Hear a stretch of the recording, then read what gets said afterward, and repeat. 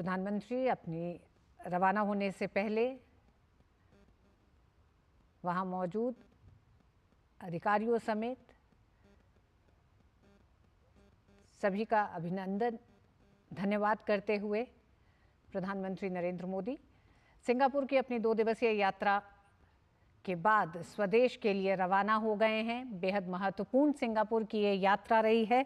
भारत और सिंगापुर के संबंधों में प्रधानमंत्री नरेंद्र मोदी की ये 5वीं यात्रा दोनों देशों के संबंधों को नए आयाम, नए एक तरह से रणनीतिक साझेदारी के साथ नई परिभाषा देती हुई ये यात्रा प्रधानमंत्री की रही है। इस यात्रा के दौरान 4 अहम समझौतों पर हस्ताक्षर हुए हैं।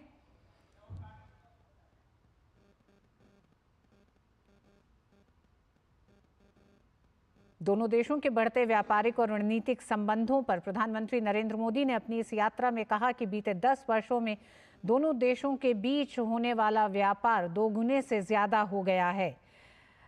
साथ ही अपनी इस पूरी यात्रा में भारत और सिंगापुर के मजबूत सहयोग पर भी प्रधानमंत्री ने कई बातें कही। उन्होंने कहा कि सिंगापुर विकासशील देशों के लिए प्रेरणा स्रोत है। प्रधानमंत्री ने सिंगापुर दौरे पर दोनों देशों के बीच कई अहम समझौते हुए और समझौते के क्षेत्र स्किल डेवलपमेंट, डिजिटल तकनीक, सेमीकंडक्टर, एआई और स्वास्थ्य जैसे क्षेत्रों में सहयोग बढ़ाना शामिल है।